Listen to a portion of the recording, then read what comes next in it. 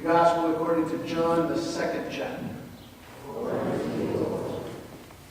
On the third day, this is following right along with the text that we have been reading of Jesus calling his first 4 disciples in the Gospel of John. So on the third day, there was a wedding in Cana of Galilee, and the mother of Jesus was there. Jesus and his disciples also had been invited to the wedding. When the wine gave out, the mother of Jesus said to him, "They have no wine." And Jesus said to her, "Woman, what concern is that to you and to me? My hour has not yet come." His mother said to the servants, "Do whatever he tells you." Now, standing there were 6 stone water jars for the Jewish rites of purification, each holding 20 or 30 gallons. Jesus said to them, "Fill the jars with water," and they filled them up to the brim. He said to them, "Now draw some out and take it to the chief steward." So they took it. Then the steward tasted the water that had become wine and did not know where it had come from, though the servants who had drawn the water knew. The steward called the bridegroom and said to him, "Everyone serves the good wine first, and then the inferior wine after the guests have become drunk. But you have kept the good wine until now." Jesus did this, the first of his signs, in Cana of Galilee, and revealed his glory, and his disciples believed in him. The gospel of the Lord. Praise to you, O Christ. That you be seated.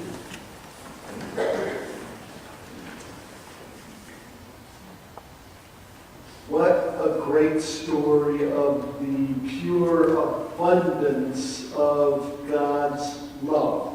I want to take a look as we look this morning between the lines. It's a story that has a lot that we can guess about between the lines that we read here in the Bible. So let's just start right at the very beginning. On the third day, there was a wedding in Cana of Galilee. What do we know about Cana of Galilee? Well, we know next to nothing about Cana of Galilee. It might be a village that was about 9 miles northwest of Nazareth, where Jesus grew up, where Mary probably still lived, and the rest of her family probably still lived there in Nazareth.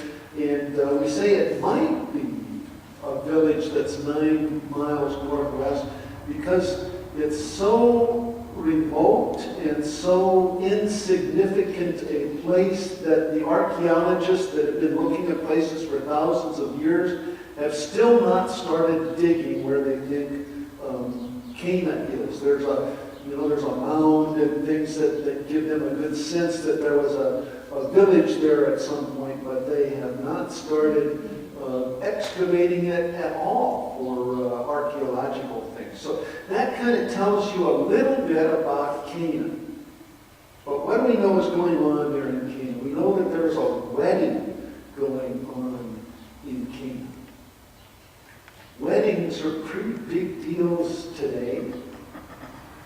Most of them. I was just talking to Linda here. Katie and her boyfriend want to get married next June, next April, or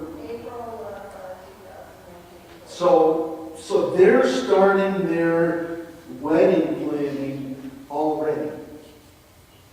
Because a wedding's a big deal, and weddings cost a lot of money, do they not, moms and dads? Yes. And those of us that paid for our own weddings even 33 years ago, 32 years and 50 weeks. So, anyway, weddings are big deals now. They were even bigger deals then for those that could afford to make it a big deal. A true wedding festival of that time was included, of course, the ceremony, which lasted maybe an hour, like our wedding ceremonies might last an hour. If it's just me doing the talking. It lasts probably 45 minutes. But anyway, so they had the wedding, and then they had the wedding festival. It's not even a wedding banquet, it's a wedding festival that lasts 5 to 7 days. And they invite everybody that they can think of to come to this wedding festival. So what do we know? What can we read between the lines about the family that's throwing this festival? Are they dirt poor? Not a chance are they dirt poor. I've got to imagine that in that day and time, if you couldn't afford to throw a wedding festival, you had a private little wedding service, and you just went on your way, and you were a wedded couple. But if you were going to throw a wedding feast, a wedding festival, you had to be people of some means. And they certainly were, because we hear a little bit later that Mary talks to the servants that were there. If you have servants, you're not dirt poor. Okay, so we know that this couple, at least the couple throwing the wedding festival, was wealthy to some extent. And I remember at that time and in that place, you were either wealthy or you were dirt poor. There wasn't a middle class. So the next question might be that we could ask how to fill in between the lines here is, what was Mary and Jesus doing there? What was Mary? That's good English, wasn't it? What were Mary and Jesus and his disciples doing there? We know that they were not wealthy people. How was it that they came to be there at a village that's probably 9 miles, a good day's walk away? We don't really know. We can just guess as to why she's there. But maybe Mary and this woman were related in some way. Maybe they were simply good friends that got together on occasion when they could. And why was Jesus there? I can imagine a conversation between Mary and the hostess of this wedding festival, and her saying, "Oh, I heard your Jesus is back in town. What's he been up to?" "Oh, well, why don't you bring him along? It seems like he could probably use a good meal or 6 or 8 or 10. Why don't you bring him along?" "Oh, he's got followers too? Really? Oh, well, why don't you bring them too? There's always room for more." And then on the third line there we see, when the wine gave out. When the wine gave out. What can we read between the lines there? What happens when the wine gives out if you're having a Christmas party at your house? How do you feel? Embarrassed. If you're hostess or hosting a party that's just a few hours long, that's just family, everybody loves you no matter what, you're still going to be embarrassed if you run out of wine, if that's your primary beverage of the day. And wine was, without a question, the primary beverage of the day. Because the water was not always safe to drink, but the wine, when it's all processed and everything, is safe to drink. So wine was the primary beverage of the festival. And we don't know what day it was that the wine ran out, but we have to think that this host and hostess, who were wealthy enough and smart enough to get wealthy, had planned out to have enough wine. And all of a sudden they're out. And they're going to be in a world of embarrassment. And it will be shame on them for years to come. There will be people speaking of, "Oh, remember the wedding of Johnny and Jill? Well, they ran out of wine. Oh, wasn't that funny?" And we all left after they ran out of wine. And, oh, they were just so embarrassed.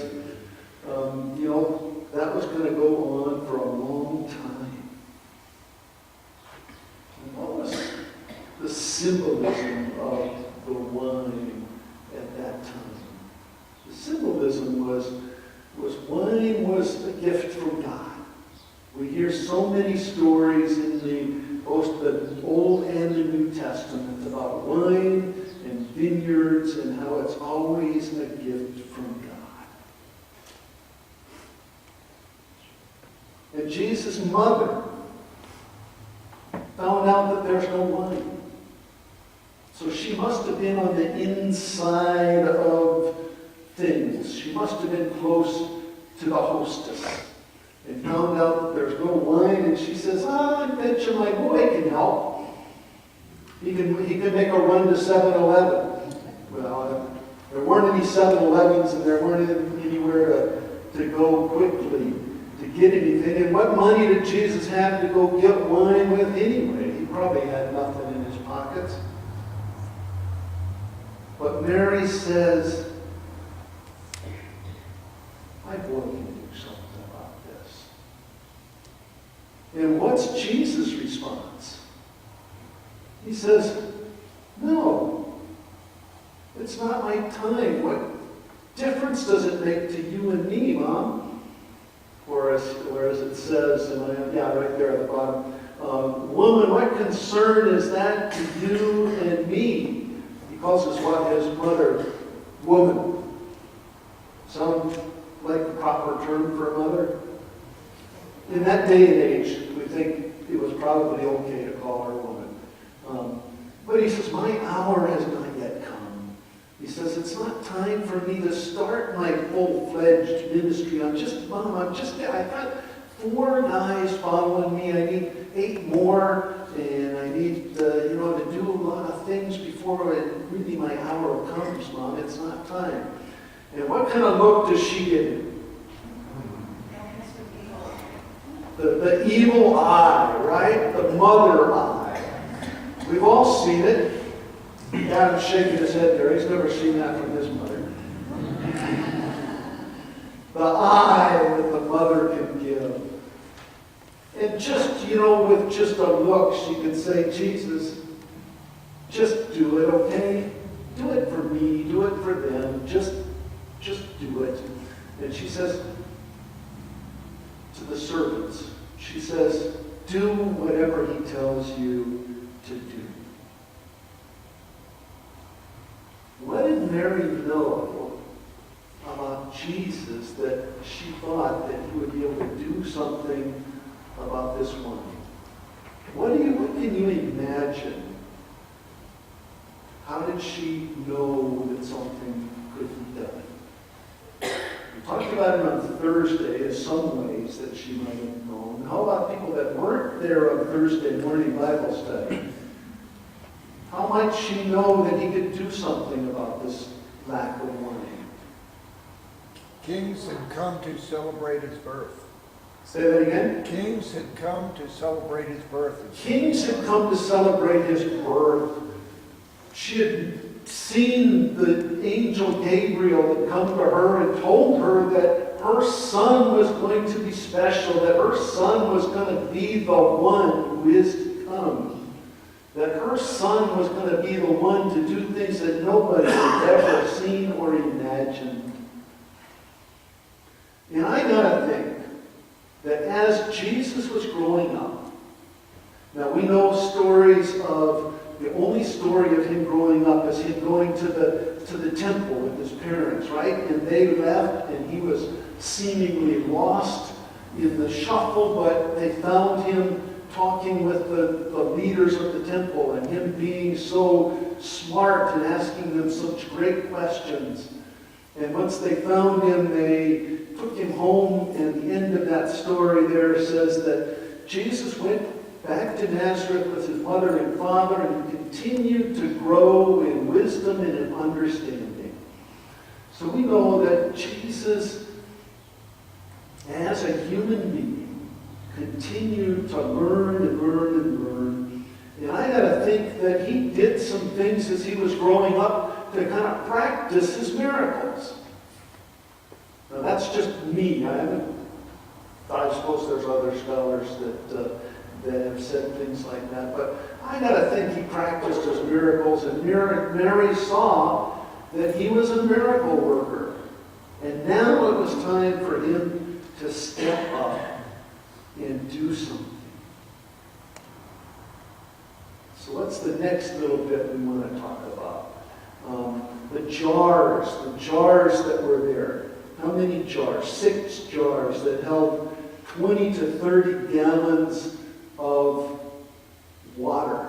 Water for the purification rites. Now these were, purification rites were different than just washing your hands. They had another place, someplace else, where they washed all the gunk off of their hands before supper. But the purification rites, these were things that the Jews had read into the Old Testament laws and made sure everybody that was going to be pure and righteous purified themselves before a meal. And that meant that they had the water from these jugs, and they would scrub their hands and their arms. And as far as what I've read in a document called the Didache, write that down, there'll be a test on that, the Didache. You essentially rinsed your hands, you rubbed them, you rinsed them, and you held them up like this so that the water would drip off your elbows until they were dry. And then you were clean and pure and able to continue to partake of things, and that's what those water jugs were there for. And I got to think that the water was a little bit grody after a lot of people, even if they washed their hands in something else, the water was probably a little bit grody, not something that we would really want to drink. But Jesus tells them to fill the jars. I'm one ahead of myself now. Jesus tells them to fill the jars, and they fill the jars to the brim. And then they draw it out. And it's beautiful, fantastic wine, more than they can even imagine. 150 gallons of wine. Let's take who can do the math real quick in their head? How many glasses of wine is that? A lot. 3,000 to 5,000 gallons, or not gallons, 3,000 to 5,000 glasses of wine. That's a lot of wine. Again, Katie and, I don't know what his name is.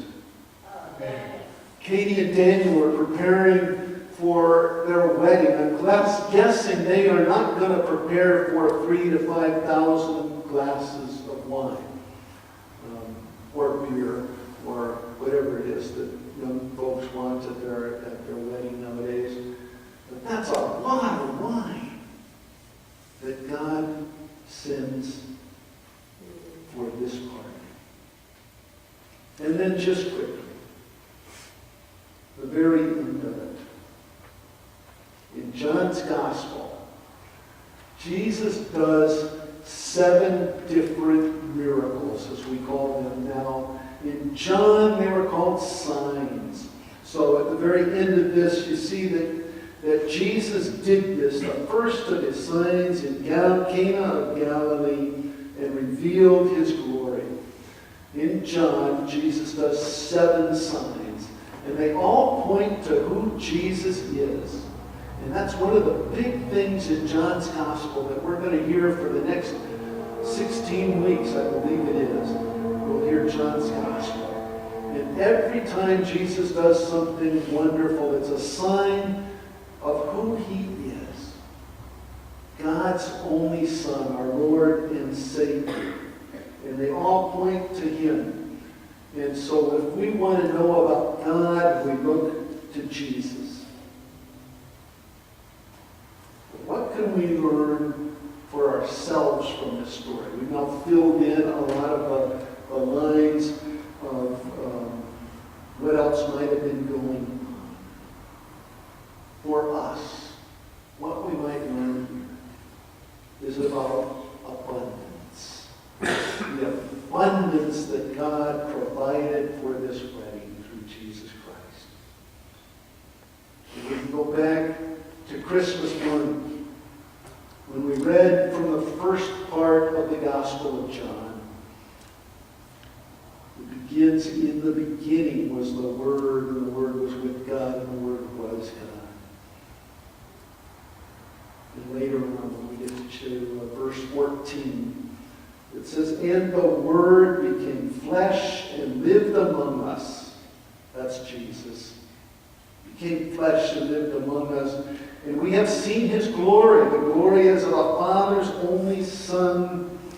From His fullness we have all received grace upon grace.